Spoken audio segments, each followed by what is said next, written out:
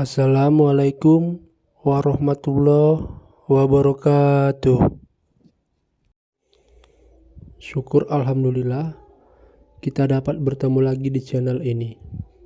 Sholawat dan salam selalu tercurahkan kepada junjungan kita Nabi besar Muhammad Sallallahu Alaihi Wasallam. Allahumma sholli ala Sayyidina Muhammad wa ala ali Sayyidina Muhammad. Semoga saudaraku semuanya yang menonton video ini selalu diberikan kesehatan dan keselamatan, dilapangkan rezekinya, serta diberikan keberkahan umur. Amin ya robbal alamin. Hukum pinjol, pinjaman online dalam Islam. Saudaraku yang dirahmati Allah, berkembangnya teknologi tentu memberikan kemudahan bagi masyarakat, termasuk kemudahan dalam meminjam uang.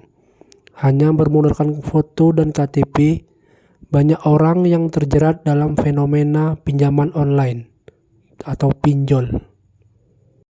Pinjol dianggap sebagai pilihan yang efektif bagi mereka yang membutuhkan uang tanpa harus bertemu secara langsung untuk melakukan transaksi utang piutang.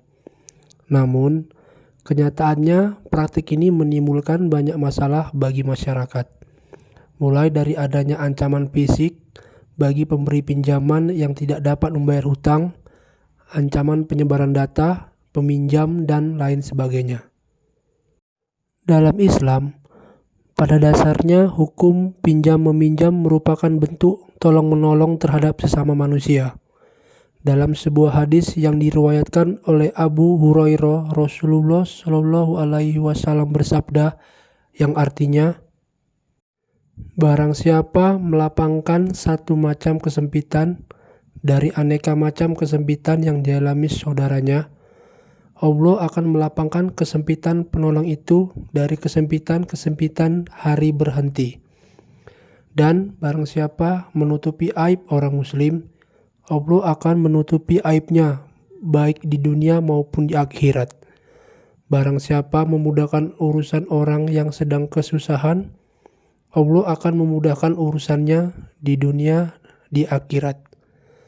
Allah selalu dalam pertolongan seorang hamba selama ia mau menolong saudaranya. Sunan At-Tirmidzi.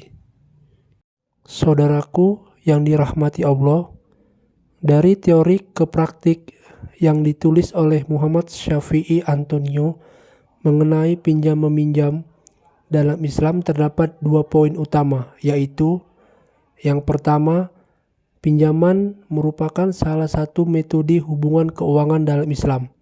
Namun, masih banyak metode yang diajarkan oleh syariah selain pinjaman, seperti jual beli, bagi hasil, sewa, dan sebagainya.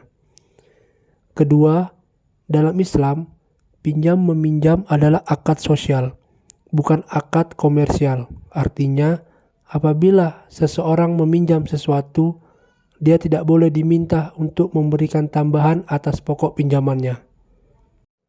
Hal tersebut didasarkan pada hadis Nabi Muhammad SAW yang mengatakan bahwa setiap pinjaman yang menghasilkan keuntungan adalah riba. Sedangkan para ulama sepakat bahwa riba itu haram. Saudaraku yang dirahmati Allah, hukum pinjol, pinjaman online berdasarkan fatwa MUI. Majelis Ulama Indonesia (MUI) pernah mengeluarkan fatwa yang menyatakan pinjaman online tidaklah sesuai dengan syariat Islam yang ada. Ijtima ulama mengemukakan dan mengatur aktivitas dalam pinjol adalah haram karena mengandung unsur riba, ancaman fisik dan ancaman membuka rahasia atau aib seseorang kepada rekan-rekan yang melakukannya. Akan tetapi, tidak semua bentuk pinjaman secara online itu haram. Dilansir dari laman MUI, Ustadz Hidayatullah menjelaskan utang atau pinjaman diperbolehkan asal memenuhi syarat tidak ada ziyadah, tambahan. Maka dikenallah istilah qard, utang utilitas, yang termasuk akad tabaruk, tolong-menolong. Sementara itu, hukum pinjaman online untuk kategori pay later yang populer saat ini diperbolehkan. Hal tersebut disebabkan dalam pinjaman pay later tidak ada riba yang terjadi atas besaran uang yang dipinjamkan karena pemberi pinjaman harus memakai aplikasi dan biaya tambahan dari tagihan tersebut masuk dalam bagian dari akad ijarah, sewa jasa aplikasi.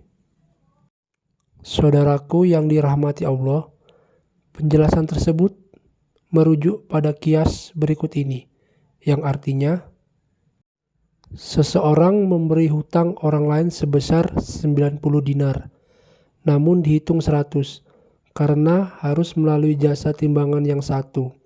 Sementara tidak ada jalan lain kecuali harus lewat penimbangan itu. Maka hukum utangan terima 90 hitung 100 itu adalah boleh.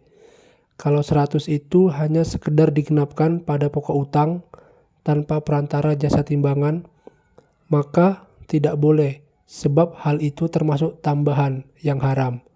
Karena namun juga nilai 90 hingga 100 ditempati makom 90. Sementara 10 lainnya adalah tambahan yang dipinta. Wallahu a'lam bishawab. Assalamualaikum warahmatullahi wabarakatuh.